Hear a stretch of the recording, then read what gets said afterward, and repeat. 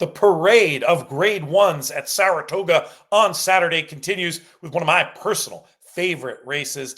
H. Allen Jerkens Memorial, 3-year-olds going 7 furlongs at Saratoga. And as usual, JK, a loaded looking race. Let's start right from the rail with a horse who has turned many heads in his brief career, a horse called World Record. Maybe he could be the best of speed. Maybe he could build on his resume. Will he be one that you put on your tickets in this year's Jerkins? I mean, look, he is fast, and the way that he ran in that Amsterdam was very impressive, very forward, very fast, opened up. It's interesting to note that Flavien Prat probably had a few choices in here and went elsewhere. But look, I think there's so much speed in here. It makes me a little bit concerned about World Record. Does World Record get loose? I just can't see it happening. Is World Record one I'll keep in the mix? Yeah, sure, probably in the mix, but definitely not a horse I would use on top, even though he is a half to Salivo Spritz.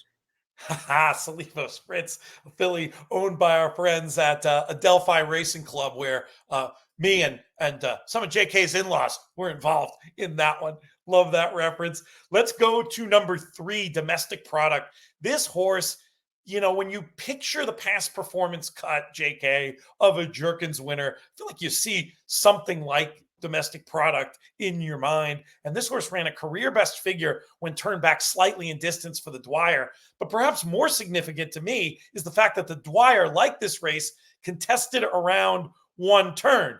It was an easy trip on the lead in a slow pace, but this horse made such a strong visual impression and can close. I'm very interested in Domestic Product. You can tell we're talking about him this early in the video, not my top pick. We'll get to those top picks after our little word from our sponsors coming in the middle. But Domestic Product, another for me, that's going to be on tickets. Where do you stand with him? Yeah, absolutely.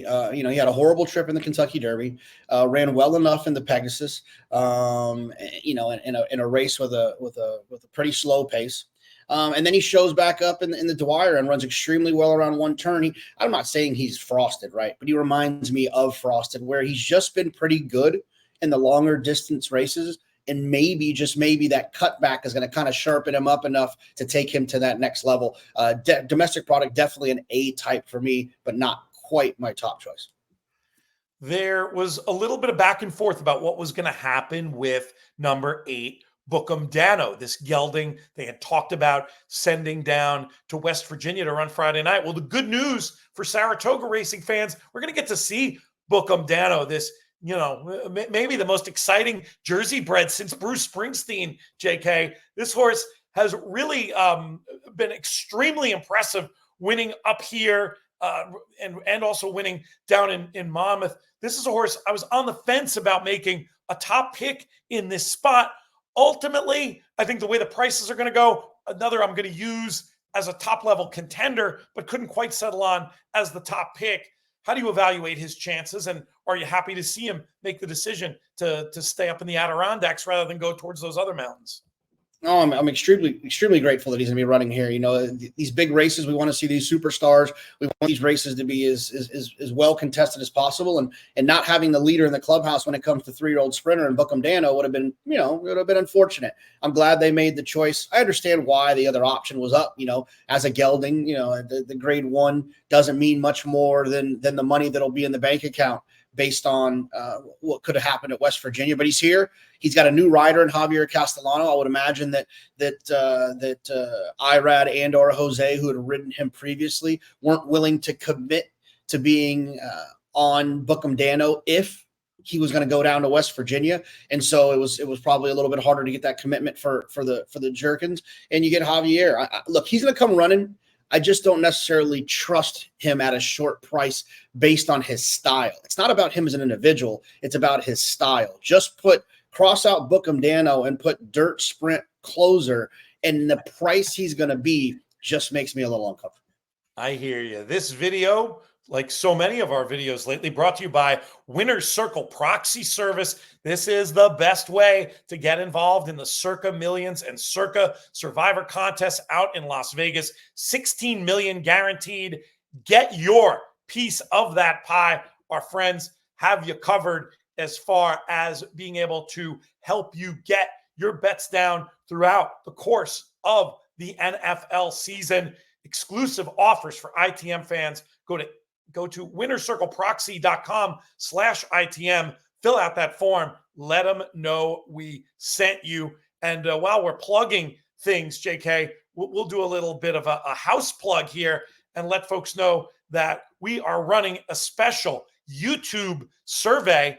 Obviously, you get demographic info on YouTube, but we want to know a little bit more, help cater our content to your needs, and we'll give away $100 to one of the respondents. We'll call it a free bet for this year's Pacific Classic out at Del Mar. Go to inthemoneypodcast.com/survey. Fill that out. It takes about 6 minutes. You can win $100 and help shape the content here at the In the Money Media YouTube channel. Well, as I like to say now, my friend, it's time for the rubber to meet the road. Who's your top pick in this year's Jerkins?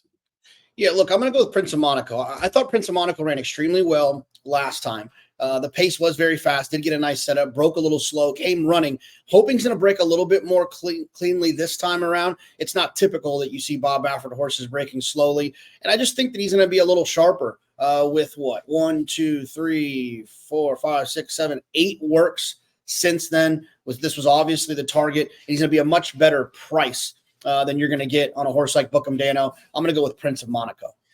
Yeah, you got to figure that it was that bad break was why he was so far back. With all that extra preparation, he should be a lot closer, more of that. It'll be a mid-pack close, probably Bob Baffert grindy kind of situation as opposed to that deeper Book'em Danno close. For me, in this year's race, I am going to go with number 6, Timberlake. And I'm actually kind of surprised, JK, you didn't pick this horse only because I feel like you've picked him every time.